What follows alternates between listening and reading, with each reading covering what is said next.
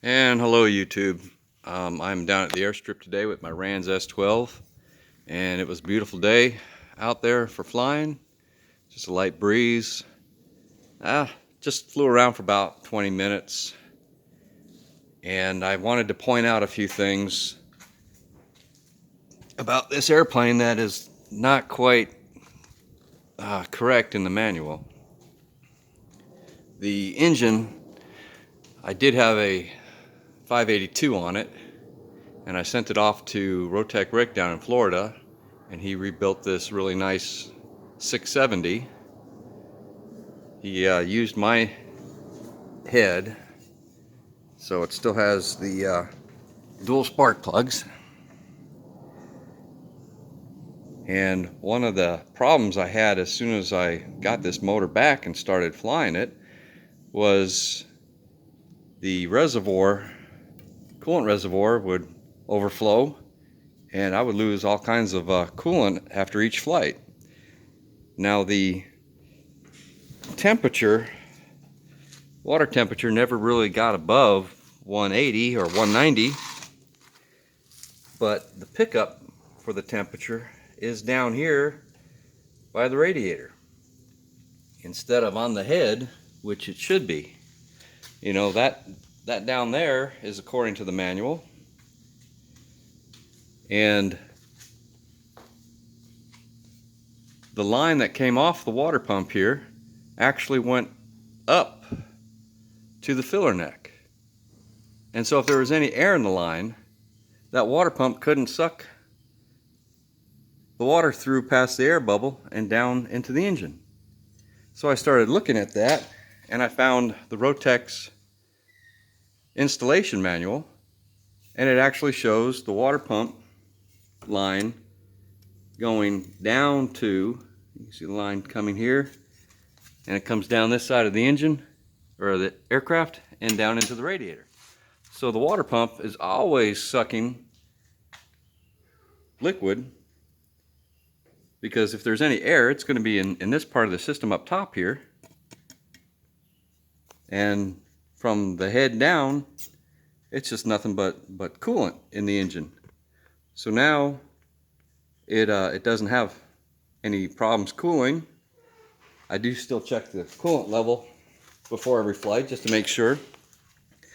But I went ahead and contacted RANS, and I brought this point up to them, and they said, well, let us get back to you. And a few days later, they got back to me and said, well, we'll go ahead, and my engine actually had to be rebuilt.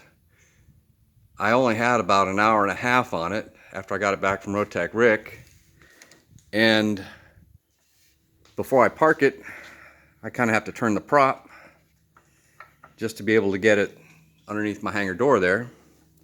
And I started hearing a squeak, squeak, squeak noise in the pistons. Well, at least one of the pistons. And it turns out that the head gasket blew on one of the pistons and allowed coolant to get into the cylinder, basically washing all the oil off the cylinder, and just messing everything up. So I sent it back to Rotax Rick, and the repair was just a little over $300, plus I had to pay for shipping there and back. And RANS got back with me and said, well, you know what, according to Rotax, you know, the way we have our lines routed in the manual, you know, Rotax is right, and we're going to go ahead and change our manual, and we'll go ahead and give you $300 store credit, which was fine. Even though I just rebuilt everything on the plane that I needed to be rebuilt, I did want to get this newer front fork.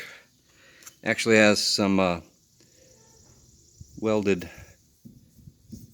whatever you want to call that, a doubler on either side that the bolt rides up and down on. And that was right at $330. And it's also a little strengthening here, a little webbing. So I ended up getting a new front fork for it. But basically, they kind of admitted guilt and gave me store credit. And then after all that was said and done, I got the engine back, shipped through FedEx, and it was dropped from who knows how high. And what was broke? Oh, the case was broke. I got it out here to the airstrip, and I started putting everything back together on it, and the starter motor cover was not installed. And so I went to bolt that on, and it wasn't fitting on. And I thought to myself, there's something wrong with this. And I took a look down at it, and the case was cracked right around the starter motor gear. And I was heartbroken. I went ahead and took a bunch of pictures, got a hold of FedEx, put in a claim.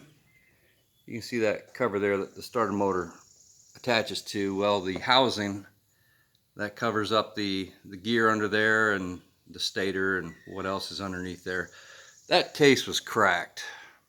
And not just the bottom, but where it joins together, top and bottom of the case was cracked. So it wasn't a simple fix. I had to get a whole new case, which meant sending it back to Rotax Rick again, and a whole new engine, basically.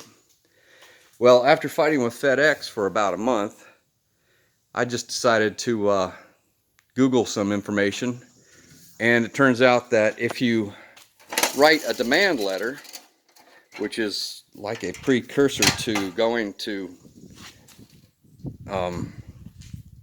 small claims court, that kind of wakes them up a little bit.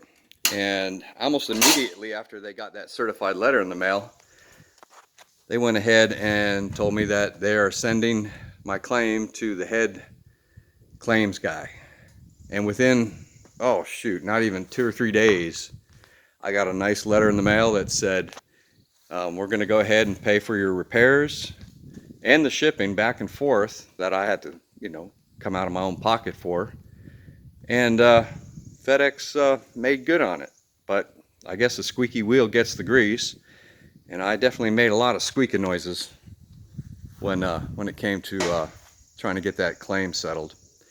But anyway, I'm going to have to check and see if the RANS manual is updated with the way they route the coolant lines.